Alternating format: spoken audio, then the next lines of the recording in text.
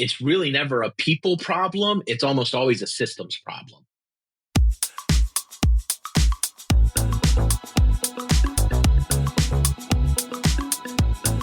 Hey, it's the Profit Answer Man, Rocky Lalvani.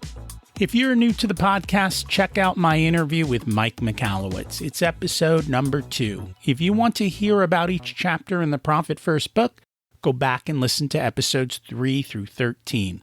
Episode 1 is the why and how. On the Profit Answer Man, we learn money mastery without all the complicated accounting mumbo-jumbo using a simple system. Your accountant is busy documenting your transactions and creating a rearview mirror of what happened. My guess is you don't even look at the reports they sent you. If you're like most business owners, you struggle with this, and it's not your fault.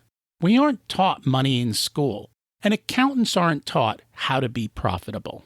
The Profit First system created by Mike Michalowicz works, and he certified me to help you implement the system in your business.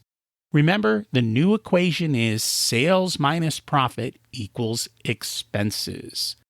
Let's face it, without cash flow, you can't pay your employees, buy needed materials, or pay your mortgage and support your family. I help you to do that and more, so you can focus on the parts of the business you love and receive the rewards for your labor and investment into your business. The stronger you are as a business owner, the more jobs you create, the better we are as a country. Small business owners are the backbone of America, and for that, you deserve to be well rewarded. Just remember, more revenue does not equal more profit. That's why we focus on the bottom line. Imagine a business you can run from anywhere in the world. I like that concept. That's why I built mine that way as well. Profit First sure does help, ensuring that you have the cash to do it, but then you've got to build the systems and processes to allow you to run it from anywhere. That's our topic today. Eric Dingler has more than 25 years of experience in marketing, and he's here to help us connect the dots between our favorite marketing tactics and an effective marketing strategy. He also happens to travel the world full-time as a digital nomad with his wife and 4 kids. Let's see how he does it. Welcome to the Profit Answer Man, Eric Dingler. It's great to have you join us today. Well, thank you. Very excited to be here. Looking forward to having a great conversation. As am I. Can you share a little bit about yourself and your business? Sure. So I own a digital marketing agency, and my wife and I have leveraged that business to allow us to live location independent. So for the last 3 years, we've been traveling full time. We're in our 15th country in 3 years. We've got 4 teenagers, and we are having an absolute ball exploring the world and building a business as we do it. And I'm guessing that most people went into business to have time freedom, to be able to travel, hang out with their kids, and most of them probably aren't experiencing it. And we're going to talk about how they can today. So we'll get to that. Before we do, you're a fan of Profit First. So how'd you learn about Profit First? I was struggling with my business starting out. The money wasn't working the way I thought it would. And I was in a small business association. This was when we were still living in the States. We were living a rooted life. And one of the guys in there, a financial planner, told me to read this book by this Mike Michalowicz guy. And I've read every book he's written because of that. Profit First was total game changer for me. So how did it change your business? It gave me systems that allowed me to be disciplined without having to do the work of being disciplined. So it just, I'm a framework nerd. I love a good framework. And it just clicked for the way my brain worked. And especially at that time, well, we're still a bootstrap business, but a solopreneur, single person business, I needed systems that just let me do it as a grown up. And that's what Profit First did. And it is the reason I love it. And I've been using the concept of profit first and automating money going places for, oh my God, over 30 years. And the reason that I was able to build wealth is when you put a system in place that works even when you're not paying attention. It's amazing how human nature just does what it does, and you stay within your confines when those are your confines. And the cool thing is, I know until they partnered with Relay, it used to be sometimes difficult to be able to do the allocations or deal with the banks. But now that whole process is entirely automated, where you just set it up and all your money goes where it's supposed to, when it's supposed to go there. You just focus on, hey, this is how much I have to spend and I can't spend more. And it all kind of Yeah. works out. Yeah. Yeah. My wife became a big fan the first time I brought that quarterly check home. She was hooked. And so she was a big encourager to make sure I kept using profit first. And that's the other thing it does. It allows you to start building up a cash balance.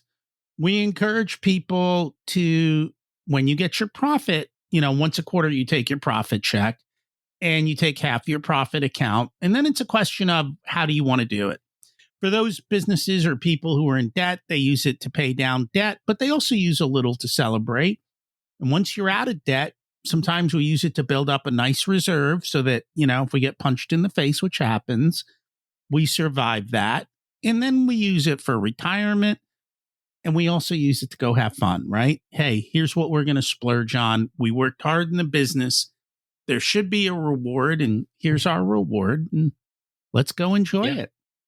Yeah. And we use a percentage of it. So my wife and I started a nonprofit, and we use the profit from our company to fund our nonprofit. And so, so our percentage is a little bit different because of that, but we still bring home enough to play a little, save a little, and then fund our nonprofit. And that's perfectly fine. As a matter of fact, I have a lot of business owners who tithe. And so we use the profit account. Part of the profit account becomes the tithing account. And so they know, okay, I get to take half out of the profit account, and out of the half that comes out of the profit account, this percentage of it becomes our giving. And so they do that, and that works. Yeah. And this way, the money's there, it's allocated, it's systematized. It's easy to write the check because it's there. And it's never a conversation and another thing to worry about. It's like, oh, this is what we're doing. This is how we do it. Let's just do it. And it's like, cool, That's right. Go do it. That's right. You got too many other things to worry about, right? Yeah. Well, like we've got kids and the business and clients and the team, and there's plenty to keep my focus. And I'm allergic to details. And so, I was not doing well managing the money without a system. So it was huge. A lot of business owners are allergic to details, and they're allergic to accounting, and they're allergic to profit sometimes too, which is not good. Not good. Yeah. So here's the interesting question. You're in another country, which means you're in another time zone, right? You're not in front of your people, so you can't see what they're doing. And yet you're managing a company with people, and you're doing it across all of this. How are you able to do that, especially when you don't pay attention to detail? Well, so for 15 years before we started living this lifestyle, I ran a summer camp. And every summer I had to hire multiple staff for the summer. And so one of the skills that I developed that time was hiring. And it really is about hiring the right people. I think, a person's leadership capacity, that's the capacity of their business. And so when we go to hire, it takes a long time to get hired by us.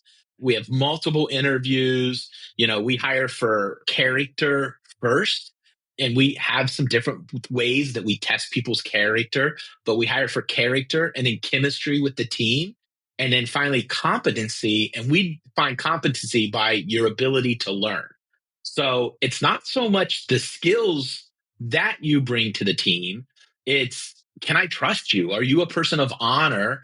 Do you have are you going to do the things you've committed to doing? And so I think because of that, and I give my team a lot of trust, and we have, again, systems in place. We have a weekly report. Everybody's got to submit. Everybody on the team has a leader, and they meet with that leader, once a week. I meet with my leadership team every Friday. We'll have our leadership team meeting tomorrow. So you still have to have systems in place, because I believe one of the things in business is it's really never a people problem. It's almost always a systems problem. And so, again, it just comes back to systems and frameworks. That's what makes a business really effective, I think. It sounds like you're doing traction. Are you familiar with Uh, that book, or is it a variation or your own variation or different? I would say my own variation. I'm very heavily influenced by Dave Ramsey, Entree Leadership stuff, the Jim Collins stuff, John Maxwell. I love to read, and I think all, great leaders used to be leaders or readers, but I listen to audiobooks now. So leaders consume content. And then just trial and error. Like I said, at 15 years of running a summer camp, one of the great things about that job was every summer I got a do-over. And so just a lot of trial and error. Okay. Well, and the reason I say that is because one of the big things with traction is they have a weekly meeting with the leadership team with a scorecard, and you've got systems and processes. So again, he didn't invent anything. He just like profit first is not a new invention. It's age old principles with a marketing gimmick around it, right? There you go. Pay yourself first, yeah. Right? Which is Dave Ramsey. Right. Pay yourself first. Stay out of debt. It works in business. It works in life. How do you figure out people's character? So when we post a job, we always say the same thing. We always have a job description, and we ask people, go read this job description. And when you're done, let us know if you're interested in the job. And about 75% of the people will reply with some type of, I read the job description. It's perfect for me. I think I can be a very big, I'm going to be an asset for your company. Here's my portfolio. Well, the thing is, in the job description, we hide two Easter eggs. And one of them is the first sentence that you're supposed to put on your reply. And then later in the job description, you're supposed to tell us your favorite candy bar. And so immediately we can eliminate about 70-75% of applicants when we do hire, because they lied. They said, oh, I read the job, because we say, read the job description. And they say, oh, I read it. Well, you lied. And so you're immediately done at that point. And then hang on, because I want to talk to this. Yeah. I love the concept. This is what I call a tripwire, right? Okay. Yeah. And what I mean by that is you created two small conditions, very simple, very easy to do. If they miss the tripwire, you can throw the resume away. You don't have to read it. You're looking for does the sentence start with this? No. Next. The sentence started with that. What's their favorite candy bar? Okay, now I'm going to invest in reading this resume. If not, I just eliminated 75% of my resumes. It's the 80-20 rule. How do we get rid of the 80%? That does, here's how. Create a tripwire. Everything you look at, you just got to figure out what are your simple tripwires that you can install. And that's the same thing. I use it in a sense for clients coming on board, because I don't want to work with a pain in the ass people, right? So you put some tripwires in place that are very subtle. And if people make it through, then it's good and it's easy. And that's what you kind of got to do. All right. Yeah. Go ahead. Move on to the next one. Well, and then and like I said, we have a series of interviews. And so each interview is different and testing a different thing. But we have one or two questions that gets asked by everybody. And then we compare the answers internally. Did your answers stay consistent over a couple different interviews from a couple different people. And then I like the Patrick Lencioni's The Working Geniuses. And there are some people that have a higher level of discernment. And so one of those people is normally involved with the interview team. And I've just learned over time to trust these people. And if they go, my spidey senses are tingling, I don't think something's not right here. I have an abundance mindset. We're going to find something. I'd rather be understaffed than wrong staffed. And so we'll just wait. So yeah, so that's the main ways. And then tests. Everybody has to do a test project before they get hired. And so it's just a lot of steps. And a lot of people here, I know I've talked a bit and they're like, well, I wouldn't get anybody to work for me. There are a lot of people out there that are looking for work. And if you treat them well, they'll go through all the hoops to work for you. So I've never had a problem. I kind of lucked out in learning that when I got my first job back in the 80s, it was a sales job. And the second interview was you had to sell a product. And basically what they did is they had you come in 30 minutes before the interview. They gave you a scenario. And inside of the scenario were, as you call them, Easter eggs.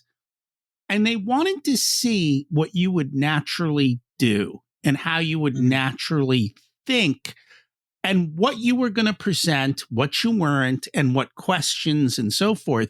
So everyone got the same scenario. So you could kind of see, how do these people take a situation? How do they adapt it? What are their natural inclinations and skills? And then how does it come about? And I think that's extremely useful, and it's a great way to do it. You're trying to find their natural tendencies. And the funny thing is I really learned that when I was coaching soccer, because kids will naturally show up on the field where they are most comfortable. And if you watch where they're most comfortable, and instead of trying to put people in a position, you look at your team, which is what Lencioni's doing. Hey, where are all the different positions I need? And how do these people fit into those positions, not jamming the square peg in the round hole? Right. This is the team I have. I see what I have. This is how they're naturally going to show up on the field. I'm going to put them in their natural positions, and I'm going to let them play, and they'll do it. And, some of them would say, well, I want to be a striker. And I'm like, you're the striker. They're playing defense. Because that's where they ended up. Right. So it didn't even matter what you said to them, right? Right. It's a game. But that's the psychology of how you do it. And I love the different kinds of tests that are out there. That's one. And your team needs to have all the different pieces of what, the working genius. If you don't have a person in there, you've got a hole in your business. And you got to fill the hole. And you can't say, hey, I want you to be this kind of person. Like, it doesn't work. You got to find that person and put them in that role. Yeah. And sometimes you have to borrow people. So because I talk about having interview teams and different people do different parts of the interview. And I'll talk to people that are solopreneurs and they're like, well, I'm the only person. And I'm like, but you have friends, you like other people can do the interview that don't work for you. So one of the things we interview for is chemistry. Well, I just need a friend that knows me well enough that can get on a call with somebody and ask some questions. We've got a series of questions to help them. But at the end, can get off the phone and say, you know what? You two are going to clash. You two are not going to, you're too similar. Or they do this and I know you, that's going to bug you. Like, this isn't going to be a good fit. And so if you're a solopreneur, or just, have, or maybe you like, I'm the only leader. I don't have anybody else that can do the interview. Well, if you don't have any friends or colleagues or other business owners, you're in for a long, long, unhappy road. So you got to have a network of somebody that can help with this stuff. You do. And that's one of the reasons to belong to a mastermind or to belong to an association. Because first of all, if you're a solopreneur, You're not hiring anybody, so we don't have to worry about this, so to speak. You hire an agency, put somebody else out there. But yeah, you make friends with some other business owners and you help each other out. And Yeah. in doing that, you're each volunteering your time for each other. And so it kind of works together like that. And Yeah. I think that's a big part of it. How do you discern their ability to learn? So this is a little bit, this varies kind of like job to job. So if we're going to hire somebody, so I own a digital marketing web design agency. And so we build all of our websites in WordPress. And so if we're bringing on a junior web developer, we'll find out, do you know how to use this type of software or do this type of code? And if they're like, nope, I have no idea, we're like, okay, great. We're going to have you create this. And you have to use this kind of code. And here's a website with directions. Or now we'll tell them, hey, we want you to create this and you're allowed to use Chat GPT to help. Can they problem solve and create something even if they don't can they create something custom CSS, custom PHP? Can they come up with a simple code using the internet or AI now? And if they can't even do that, well, then they don't have the ability to learn. And we're looking for people that are able to problem solve, leverage resources, knowledge bases, help desks. Because when we hire a new person, so we use a software platform called Hive for our project management and team communication. Well, every employee that comes on, they have to go through the knowledge videos, the training videos that I used when I first signed up for Hive, because I want them to have first generation training. A lot of employee people, they'll hire people and they'll train you. I'm going to train you how I've learned to use this software.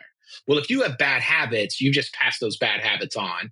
And then if you have them train the next, so we do first generation training for everybody. Everybody has to go back to the original source material that by the time they come on, and there have been times we hired somebody not too long, about 6 months ago, title's director of product. And we were in a meeting and we were trying to figure something out. And she goes, well, why don't we just have Hive do XYZ? And my director of web services and we kind of both got real quiet and neither one of us wanted to say it first. But finally I was like, Hive can do that? And she's like, yeah, here was a new feature. Neither one of us even knew about it. But because she went back to first generation training, she had the most fresh and up to date information. So that's how we want people that are willing to learn, that are able to solve a problem. Because if you can do those things with enough amount of time in front of you, you can upskill regularly if it's a passion area of yours. And that's true. I just love how you take the time to do it right at the beginning to prevent the problems. And I find that most of the times when we have problems, we knew it going in, but we ignored the red flags or we just didn't want to deal with it. We didn't want to say no. Oh, I'll fix it tomorrow. You won't fix it tomorrow. Right? Let's face it. Yeah, because tomorrow's going to have its own problems. Tomorrow's going to have its own problems. And now you're stuck managing people. And it's funny because one of my clients, we've been working together for a long time. And one of the things they finally accomplished was creating a team. And it took them a long time to go from where they were to where they wanted to be, creating a team that didn't need to be managed. Mm. And that was a game changer for them. They're like, it frees up all of leadership's time because we're no longer managing people. If you can have self-managing people that get along and work together and take ownership, things are wonderful. And you've proven it can be done, right? You're a small business guy. You don't have a ton of employees, but yet you're able to do this. You're able to travel. You're able to see the world, be asynchronous time zones, and handle it. How often do you get emergencies that screw up your day? Emergencies that screw up my day, those still pop up probably once a month. It depends. because we've got server issues and software and a couple hundred website we manage, and all of a sudden, you know, if 50 websites share the same exact piece of software and that software updates and it breaks a I've got 50 websites that are broken. And I get paged, I'll get a text at that point just because my team needs help to get those 50 websites fixed as fast as possible. Trust me, as much as possible, my team does not like me touching client websites anymore. Um, they really try not to let me get in there. But there are times things happen because we are dealing with technology and software and stuff like that. Or a sudden client will have an issue. Last year alone, we had two situations where the primary owner of a company suddenly unexpectedly passed away. And like finally somebody was able to find our contact information, reach out to us because they had no idea how to get anything out of their website, money, the contacts, there was no system in place. And even though it wasn't our fault, it became our responsibility, and just being decent human beings to try to help it, because these people are also grieving the loss. So there's all kinds of things that come up in my business, just like anybody else's business. But it's not an everyday emergency. No. And how do you plan? I mean, the first time I got a text message asking me if I was, are you the guy that manages, this website? I was little nervous about that.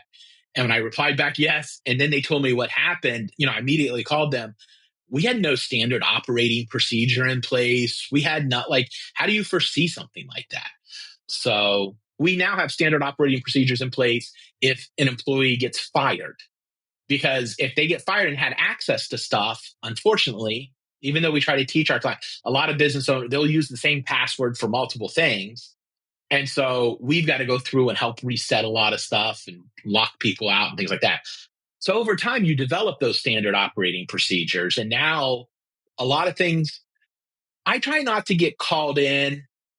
If I get called in for something, I step back and ask myself, is it worth creating an SOP? What's the likelihood this is going to happen again? Because I don't want to create a policy and procedure for every little thing, but you learn as you go. A lot of business owners are like, my hair's on fire. I don't have time to create SOPs.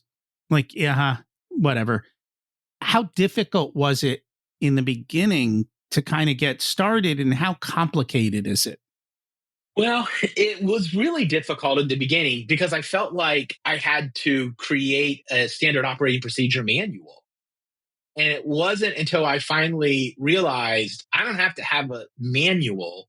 I need a template. That's the first thing I needed. And then I created the template. Well, I can carve out enough time. So one of the things I did very early on is I decided to start taking what I called CEO time.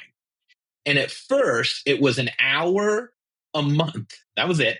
I would go to a monthly business association meeting, and I would save enough time to sit at the cafe where we met for an hour afterwards and work on my business. And it didn't take long for me to realize this needs to be longer. And within 6 months, I was doing a day. I would do a CEO day, and I would just take one day a month and I would block it off my calendar, and I would go somewhere. We were in Virginia Beach at the time. So I would go find somewhere with a great view, and I just worked on the business that day. No email, I just had to work on the business. And I would be like, okay, I'm going to create 2 SOP, and I would have a to-do list, and I would just save it up for that day, and I would do it. And that was hard because I don't like doing that kind of stuff because it's not fun. Certain people like doing it. Certain people don't. You got to find the person who likes to do it and have them do it. But you got to get it out of your head. Here's the really cool thing, though. In today's world, there's this thing called ChatGPT. Yes. Literally, you can sit down and have it interview you and create a standard operating procedure for you and help you fill in the blanks. And it makes it sound like you know what you're doing. Amazing. Yeah. We now have a prompt that we use that has brackets so that it knows how we want the stuff broken down. And what we do now, anytime any of us, because everybody on my team, all of my leaders, my three main leaders, they are required right now to create or evaluate one SOP a week because we're preparing to go into a season of scaling. We're not ready yet, but we're getting ready. And so what we do is we record ourselves working using a software called Loom. It's a screen recorder. It works really, really great. When we're done recording that, it gives us the transcript. We take that transcript, copy it, paste it into ChatGPT, and oh my gosh, what a difference it makes compared to how we used to have to do the SOPs. It's just fantastic. And my first line would be, write this so a 5-year-old can do it. That's good. Right? Yeah. That's And good. it will Yeah. put it in words that are simple and easy for people to understand. And I mean, essentially, and I always like to talk about McDonald's. You're creating the systems like McDonald's has so that no matter when you walk in, your Big Mac is the same. Even when you're in Europe, although they do it a little different in Europe because they have little taste differences. But yeah, same concept. But it's the same. They take the concept, and then we talk about the principle behind the practice. Because we'll see other businesses do things, and we're like, "Well, that's a really good idea." But then we wrestle with, why is that working? I want to know the principle at play behind the practice. What's the human nature? Why is it working? Because then we can contextualize it to our business. And so, it's good Makes stuff. a lot of sense. I want to give you a minute. Let everyone know kind of what you do and how you help businesses and where they can find you. Okay, great. Well, one of the things that happened as we started traveling full time is didn't see it coming, but I've become a full-time, first-time customer. Every 4 to 6 weeks or so, or 4 to 8 weeks, sometimes we stay someplace longer, but on average, 4 to 8 weeks, we move to a new city, which means we are finding a new dentist every time we need a dentist, a barber every time we need a barber, grocery store, shoe store. Like, we don't have our places we go to, so we're always finding everything new. And I work with local businesses in the United States. That's who we do digital marketing for. And since I've become this full-time, first-time customer, I've started really noticing why some businesses stand out and get my money and why others don't. And so we've kind of crafted this down to a 4-part framework that we work with local businesses to just make sure, a lot of local businesses get overwhelmed because they're like, I got to be on TikTok and I got to be here and I got to do this and I got to have, when reality is your marketing only has to reach a 2 to 5 mile radius, half a mile if you're like a barber shop, in an urban area. A mile and a half, 2 miles for a restaurant, maybe 5 to 7 for a mechanic. Like it changes industry to industry, but you only have to reach a few people in a really small geographic area. And so we just help strip away all the fluff and help businesses realize there's 4 things they need. And we help them figure that out, what they're missing and how to create it and get it plugged in. We don't do things for people. We're a done with you marketing agency. I'm not going to run your email marketing, but I'll do the nerd work of making sure your email system is set up. We'll give you a calendar to plan. We'll teach you how to use ChatGPT to plan your newsletter, craft it, but then you can send your own newsletter. It's going to be better than anything I would write for you. So we're a done with you digital marketing agency.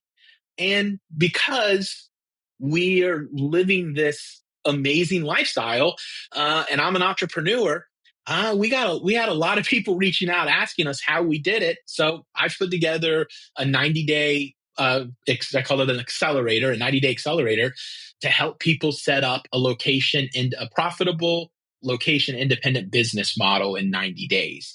So I do both of those things now. And how do they find you?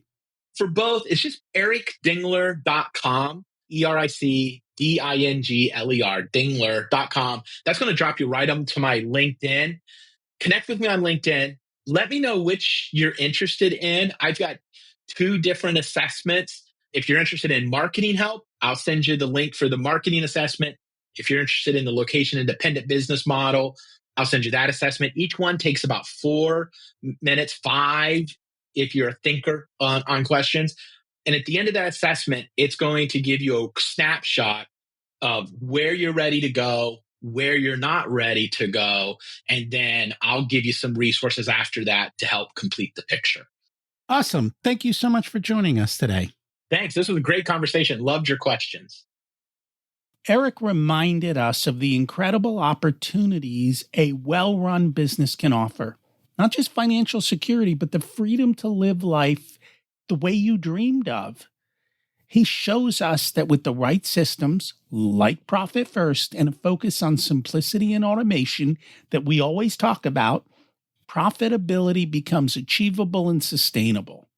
Remember, your business should serve your life, not the other way around. Eric is an example of that, and he's an inspiration to design your business that way. It's the way we do it too. And there's nothing like a quarterly profit check to go enjoy. Let's remember, you don't need more resources. You need to be more resourceful and focus on the bottom line. If you'd like for us to be a part of your profitability journey, we have different programs available ranging from do-it-yourself to one-on-one coaching. Our course, The Profit Blueprint, teaches you everything you need to know to transform your profitability. There are 3 different tiers ranging from DIY to done with you so that businesses of all sizes can get the support that's best. Join the waitlist in the show notes to get more information and be a part of the next cohort. If you want a done-for-you service, you can hire us as your Chief Profitability Officers. We only work with a handful of clients, so they all get our full attention. We work with business owners who have or are growing to $500,000 to $10 million in revenue. You can use the scheduling link in the show notes to get on our calendar for a good fit conversation to see if we're the right people to support you and how we can help you. Remember to check out my other podcast, Richer Soul, where we talk about how to live the ultimate life and be the best business owner you can be. As we close out, let's repeat the mantra. Revenue is vanity, profit is sanity, and cash is king. Have an abundant and profitable week.